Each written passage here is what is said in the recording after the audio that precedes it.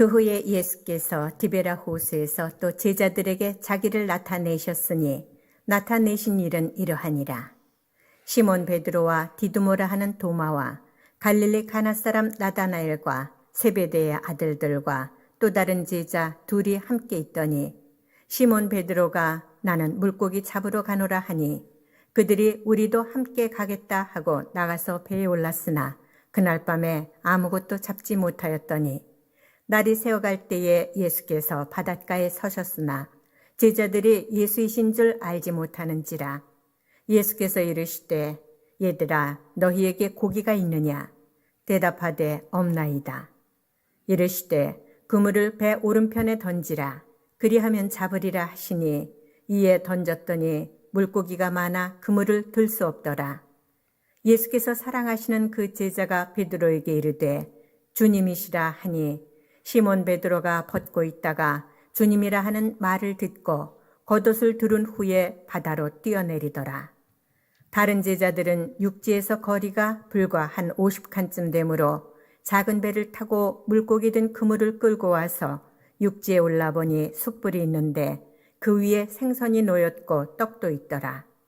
예수께서 이르시되 지금 잡은 생선을 좀 가져오라 하시니 시몬 베드로가 올라가서 그물을 육지에 끌어올리니 가득히 찬 큰 물고기가 153마리라.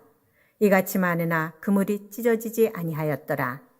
예수께서 이르시되 와서 조반을 먹으라 하시니 제자들이 주님이신 줄 아는 고로 당신이 누구냐 감히 묻는 자가 없더라. 예수께서 가셔서 떡을 가져다가 그들에게 주시고 생선도 그와 같이 하시니라. 이것은 예수께서 죽은 자 가운데서 살아나신 후에 세 번째로 제자들에게 나타나신 것이라. 아멘. 우리 기도드리고 말씀 받읍시다. 사랑이 많으신 우리 아버지 하나님, 오늘도 우리 모두를 주님과 주님의 말씀 앞에 머리 숙이게 하심을 감사합니다. 하나님, 우리가 생명의 말씀을 받기를 간절히 소원합니다. 머리 숙인 이들의 마음 속에 우리 하나님의 생명의 말씀을 듬뿍 담아 주셔서 모두가 새롭게 살아나도록 복을 내려 주옵소서. 예수님의 이름으로 기도합니다. 아멘.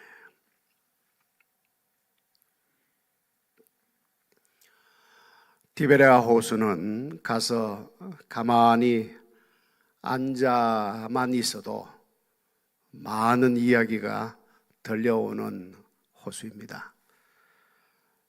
우리가 이스라엘 단기 선교를 가면 다른 데는 못 가도 이곳만은 꼭 갑니다. 이곳에서 우리는 모두 흩어져서 오늘 본문 말씀인 요한복음 21장을 펴놓고 1시간 정도 개인적인 묵상 시간을 가집니다.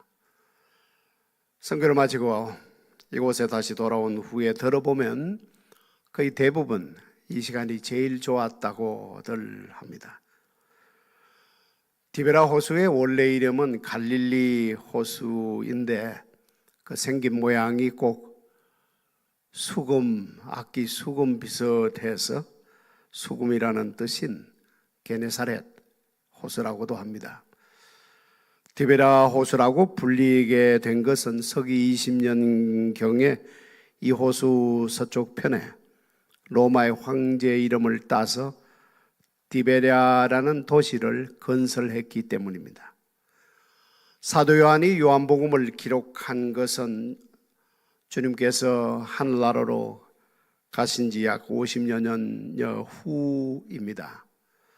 50여 년이 지났으니까 이제는 모두가 이 호수를 디베라 호수라고 불렀기 때문에 사도 요한도 자연스럽게 디베라 호수라고 한 것 같습니다. 오늘 주님이 디베라 호수에 나타나 주신 것은 언제쯤이었을까를 아는 것은 오늘 말씀을 실감나게 이해하는 데 퍽 도움을 줍니다. 주님은 부활하시고 이 땅에 약 40일간 머무셨습니다. 이 40일 중 언제쯤 주님이 이곳 디베라 호수에 나타나셨을까요? 그 후에 라는 말씀의 일차적인 뜻은 주님이 부활하신 후에 일어난 여러 일들 후에라는 뜻입니다. 어떤 일들이 있었습니까? 주님이 부활하신 첫 주간 첫날 그 새벽에는 먼저 두 가지 일이 일어났습니다. 요한과 베드로가 무덤에 가서 주님의 시신을 감쌌던 수의를 보게 되는 일이 있었고, 또 이어서 마리아는 주님께서 자기 이름을 불러주신 것을 들었습니다. 이날 저녁에는 부활하신 주님이 제자들이 모여있는 방 안에 들어오셔서 너희에게 평강이 있을지어다 라는 말씀을 들려주셨습니다. 두 번째 주일 저녁에도 주님이 나타나 주셨는데, 그때는 특히 도마에게 못자국과 창자국을 보여주시면서 찔러보게까지 하셨습니다. 그때 도마는 주님 앞에 엎어지면서 나의 주시며 나의 하나님이시니이다 라고 고백했습니다. 이런 일들이 40일간, 그러니까 6주라는 기간 중 첫째 주간, 둘째 주간에 일어난 일들입니다. 그러면 오늘 디베랴 호수에 제자들이 고기 잡으러 간 것은 설마 셋째 주간, 넷째 주간은 아니었을 거예요. 그런 놀라운 체험들을 한 사람들이 어떻게 곧장 고기 잡으러 갔겠습니까? 제자들이 고기 잡으러 나간 것은 틀림없이 다섯째 아니면 여섯째 주, 그러니까 40일이 거의 다 끝나가는 어느 날입니다. 부활하신 주님이 제자들에게 나타나시는 것을 보면 대중이 없습니다. 무덤에도 나타나시고 방 안에도 나타나시고 호숫가에도 나타나 주십니다. 길에도 나타나 주셨죠. 엠마오로 가는 두 제자에게는 새벽에도 나타나 주시고 낮에도 나타나 주시고 또 저녁에도 나타나 주십니다. 참으로 대중이 없습니다. 이랬으니 제자들이 얼마나 안절부절했겠습니까? 다음은 언제 어디서 나타나 주실까 하지 않았겠어요? 부활하신 주님께서 제자들에게 어떤 구체적인 지시사항을 내리신 것도 아니에요. 자, 그러면 어떻게 하라는 말이냐? 제자들이 틀림없이 안절부절했을 것입니다. 이런 때에 행동파인 베드로가 나서면서 나는 고기나 잡으러 가노라 합니다. 그러자 6명의 다른 제자들도 꼭 기다리고 있었다는 듯이 나도 하면서 베드로를 따라 호수 안으로 들어갔습니다. 이 7명의 제자 중 5명은 우리 눈에도 익숙한 사람들입니다. 베드로, 도마, 나다나엘, 그리고 요한과 야고보, 이 5사람은 우리 눈에도 익숙한 사람들이죠. 그런데 2사람은 익명입니다. 이 2사람 중 하나는 베드로를 전도한 안드레이고 다른 하나는 나다나엘을 전도한 빌립이었으면 좋겠다 싶은 생각이 들어요. 그러나 성경이 익명으로 처리했을 때는 이유가 있을 것입니다. 먼저 이 7명의 제자들이 누구였던가가 이야기의 주요 관심사가 되면 안 된다는 교훈이 이 안에 들어있는 것 같습니다. 또 하나님은 알아주시지만 사람들은 알아주지 않는 훌륭한 교인들이 교회는 많다는 교훈도 이 속에 들어있는 것 같습니다.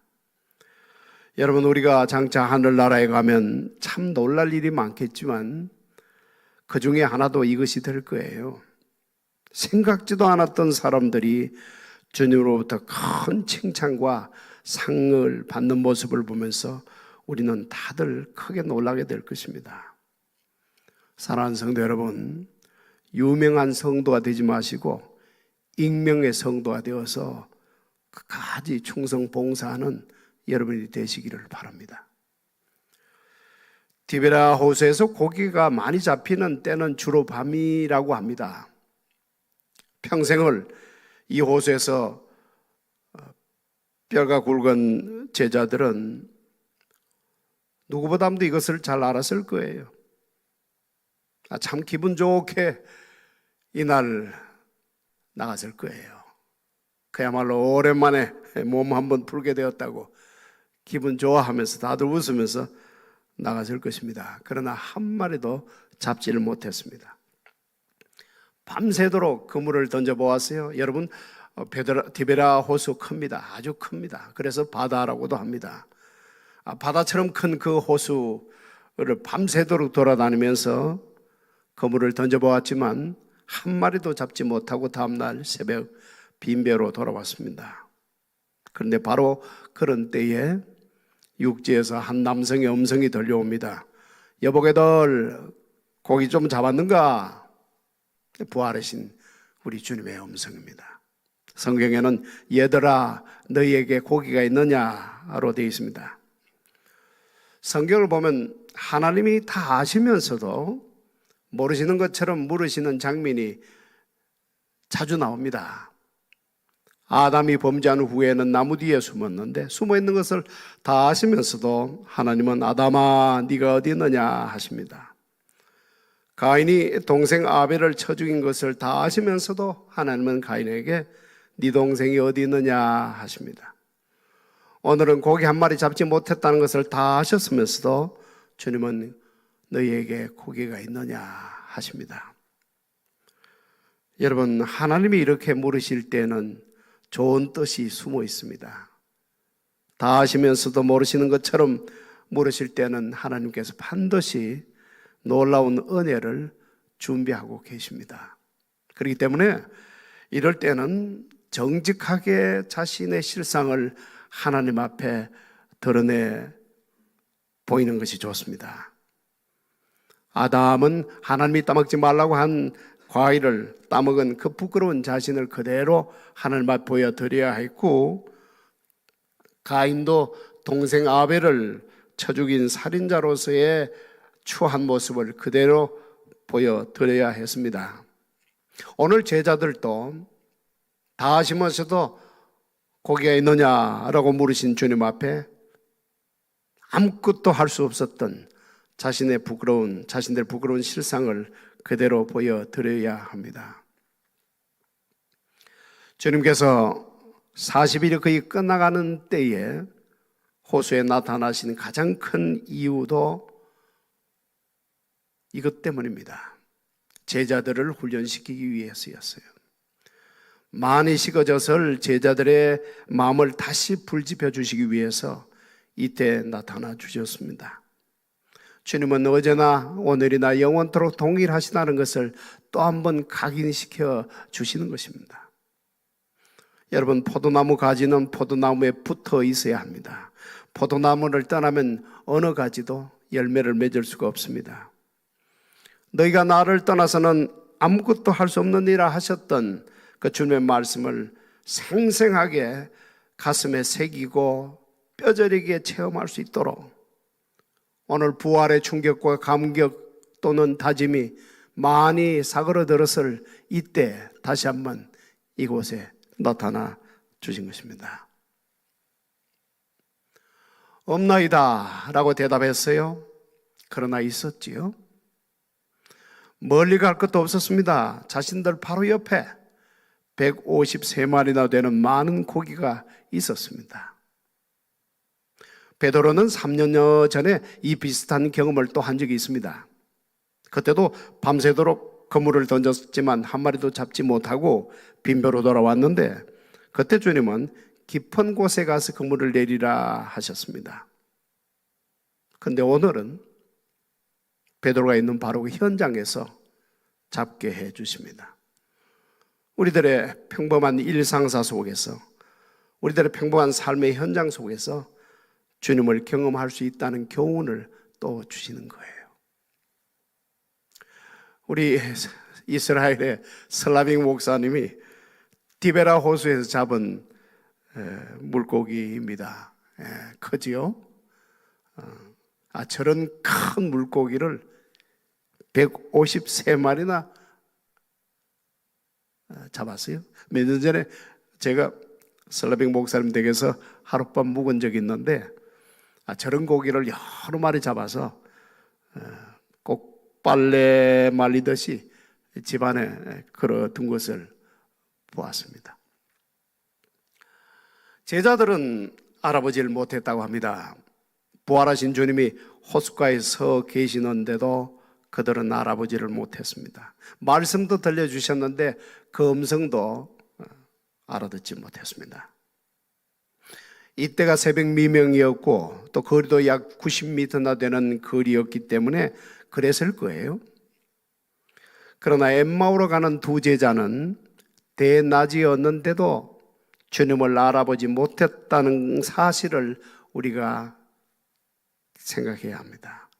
또 마리아는 새벽 미명이었는데도 주님의 음성을 알아들었다는 것도 우리가 생각해야 합니다. 여러분, 주님을 향한, 주 예수 그리스도를 향한 영적 안테나가 똑바로 서 있는 사람들은 새벽이든 대낮이든 그 음성을 알아들 수가 있습니다. 알아듣지 못하는 1차적인 원인은 너무나 오늘 자신의 일에 몰두해 있기 때문이고 아니면 주님으로부터 많이 멀어져 있기 때문입니다. 주님이 새벽에 그들에게 와 주신 것은 아니라고 저는 믿고 있습니다. 열심히 그물을 던졌던 어젯밤에도 주님은 그들과 함께 해 주셨어요. 수가외에서는 그 현장에도 주님은 그들과 함께 해 주셨습니다. 그러다가 새벽에 호숫가에서 그 몸을, 그 모습을 드러내 보여주신 것입니다. 여러분, 그렇기 때문에 오늘 말씀 1절에서 나타내셨다는 말씀이 참 중요한 말씀이에요. 계시기는 했지만 나타내 주신 것은 이때였다는 뜻입니다. 그물을 던진 그곳에서도 계셨고 함께 해주셨지만 그 몸을 나타내 주신 것은 오늘 새벽 호숫가에서입니다. 여러분, 우리 주님이 안 계신 곳이 없어요. 부활하시기 이전에 육체로 사셨을 때는 육체 안에 제한을 받는 그런 주님이셨기 때문에 동시에 모든 곳에 계실 수는 없었지만 부활하신 후에는 그런 제약이 없습니다. 모든 곳에 주님은 계십니다. 그러나 모든 곳에 계셨지만 나타내 보여주신 것은 호숫가였다는 것을 깊이 생각하시기 바랍니다. 오늘 우리들에게도 우리 주님은 항상 함께 해주시지만 나타내 보여주시는 것은 다른 이야기라는 것을 우리가 알아야 합니다. 옛날에도 백성들과 함께 해주셨어요. 그러나 그 몸을 나타내 주신 곳은 지성소뿐이었습니다. 여러분, 함께는 해주십니다. 그러나 주님을 사모하고 사랑하고 또 그런 마음으로 말씀과 기도를 하는 사람들에게 주님은 자신을 내보여 주십니다. 요한이 주님이시다 라고 말을 했을 때 베드로는 겉옷을 걸치고 물속으로 뛰어들었습니다. 여러분, 베드로는 참 여러 면에서 특별한 사람입니다. 아주 독특한 사람이에요. 보통 사람들은 옷을 입고 있다가도 물에 들어갈 때는 옷을 벗고 들어가는데 베드로는 반대로 옷을 벗고 있다가 물속에 뛰어 들어갈 때는 옷을 입고 뛰어 들어갑니다. 왜 그랬는지 저는 잘 모르겠어요. 혹시 주님에게 벌거벗은 몸으로는 갈 수 없다고 생각해서 그랬는지 모릅니다. 아니면 그 당시는 이 겉옷이 입을 만큼이나 소중한 것이었기 때문에 거의 본능적으로 또 그렇게 했을지 모릅니다. 그러나 이것보다는 저는 베드로가 옷을 벗고 그물을 던지는 모습이 좀 더 생생하게 제 가슴에 와닿았습니다. 여러분, 갈릴리 호수 춥습니다. 특별히 낮과 밤의 온도가 꼭 이곳 캘리포니아처럼 기온차가 심해서 여름에도 밤 공기는 쌀쌀합니다. 그런 날씨에 베드로가 새벽이었는데도 옷을 벗고 있었다는 것은 혹시 그때까지도 베드로는 그물을 집어 던졌다는 뜻은 아닐까요? 죽어도 나는 한 마리는 잡고 말겠다고 아주 어금니를 깨물고 죽으라고 그물을 던졌을 베드로의 모습이 참 가슴에 와닿습니다. 여러분, 참으로 베드로의 열심은 놀랍습니다. 어쩌면 이 열심을 보시고서 우리 주님이 베드로를 더 귀하게 사용하셨는지도 모릅니다. 마침내 제자들이 주님이 서 계시는 육지로 노를 저어 왔습니다. 와보니 주님은 숯불에 떡과 고기를 굽고 계십니다. 너희들이 잡은 고기도 좀 가져오너라 하십니다. 여러분, 이 말씀은 결코 우리 주님이 손이 짧아서가 아니지요. 주님의 고기가 부족해서 이렇게 말씀하시는 것이 아닙니다. 함께 하고 싶어서 하시는 말씀입니다. 오늘 주님이 하시는 말씀을 쭉 들어보면 어느 말씀에도 제자들을 향한 책망하시는 말씀이 없어요. 얘들아, 너희에게 고기가 있느냐? 오른편에 그물을 던지라. 그리하면 잡으리라. 지금 잡은 생선도 가져오너라. 와서 조반을 막으라. 보세요. 이 말씀 중에 어느 말씀이 하시는 말씀입니까? 그런 느낌이 하나도 들지 않죠. 하나같이 제자들과 함께 하고 싶어 하시는 말씀뿐입니다. 여러분, 우리 주님은 우리와도 함께 하고 싶어 하십니다. 주님을 본 적도 없으면서도 주님을 믿고 사랑하는 모습을 보시면서 주님은 오늘 우리와도 함께 하고 싶어 하십니다. 우리가 하는 봉사나 주의 일도 그렇습니다. 우리들과 함께 동역하고 싶어서 우리들에게 봉사의 기회도 주시고 주의 일 하는 기회도 주십니다. 그래서 사도 바울은 디모데에게 우리는 주님의 동역자이다 라고 말했습니다. 여러분, 주님과 함께 동역하는 일이라면 그것은 얼마나 영광스러운 일이겠습니까? 여러분이 하는 모든 주의 일과 봉사가 주님이 함께 하시는 동역인 것을 아시고 감사한 마음으로 끝까지 충성하시기를 바랍니다. 육지에 올라온 베드로의 눈에 비친 첫 번째 장면은 숯불이었습니다. 이 숯불은 얼어붙은 제자들의 육신과 마음을 따뜻하게 녹여주었을 거예요. 베드로의 몸도 녹여주었을 것입니다. 여러분, 베드로의 모습을 상상해 보십시오. 옷에서 물이 뚝뚝 떨어지는 그런 베드로의 모습을 상상해 보시기 바랍니다. 이런 베드로에게 숯불은 베드로의 몸을 얼마나 따뜻하게 녹여 주었겠습니까? 그러나 이 숯불은 특별히 베드로에게는 특별한 의미가 있는 숯불입니다. 주님이 대제사장의 집에서 신문 받으신 그날 밤 대제사장 집의 뜰에도 숯불이 피어 있었습니다. 사람들이 모두 그 숯불가에 모여서 몸을 녹였습니다. 베드로도 그들 중에 함께 몸을 녹였습니다. 그러나 바로 그 숯불가에서 베드로는 3번이나 주님을 모른다고 주님을 부인했습니다. 3번째는 저주까지 하면서 부인했습니다.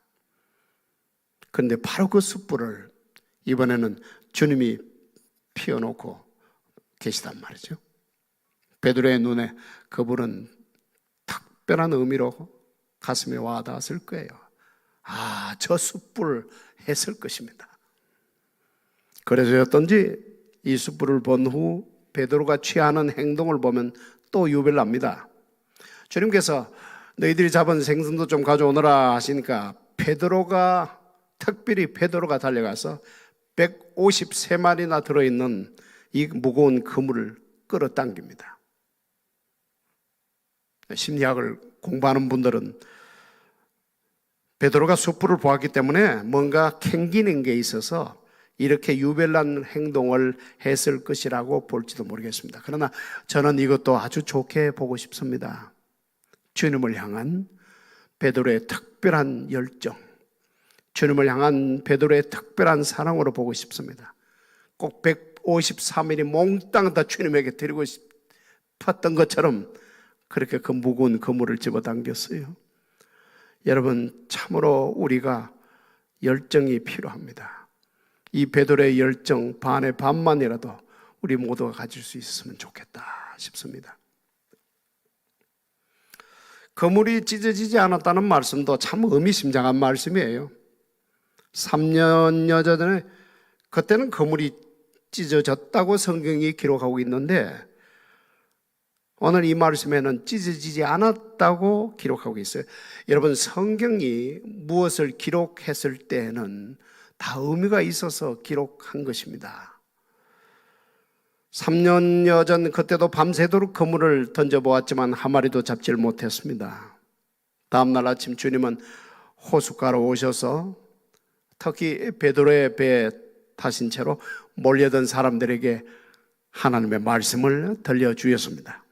그러나 그때도 주님의 주관심은 베드로에게 있었습니다. 한 마리도 잡지 못하고 허탈한 심정으로 그물을 씻고 있는 베드로에게 계속 주님은 관심을 두셨어요. 그래서 말씀을 마치신 후 주님은 베드로에게 이렇게 말씀하십니다. 깊은 데로 가서 그물을 내려 고기를 잡아라.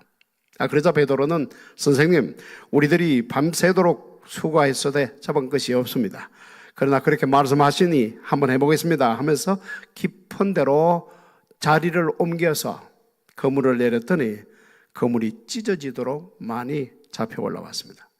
이 놀라운 사건을 경험했을 때 베드로는 주님 앞에 엎어지면서 주여 나를 떠나소서 나는 죄인으로소이다 하고 떨었습니다. 그러나 오늘은 그물이 찢어지지 않았습니다.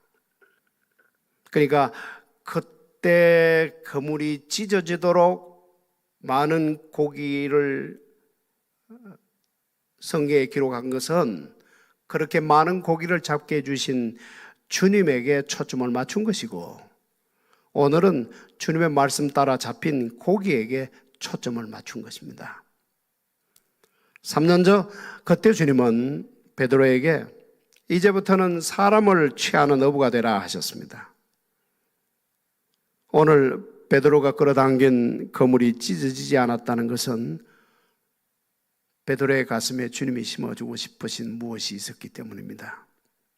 이제부터 베드로를 통하여 수천 명, 수많은 영혼이 이제 구원이 될 터인데 베드로를 통하여 구원이 될 어느 한 영혼도 잃어버린 바가 되지 아니할 것을 이 모습을 통해서 베드로의 가슴에 각인시켜 주신 것입니다. 여러분, 주님의 이름으로 구원받은 사람은 한 사람도 그 구원을 잃어버리지를 않습니다.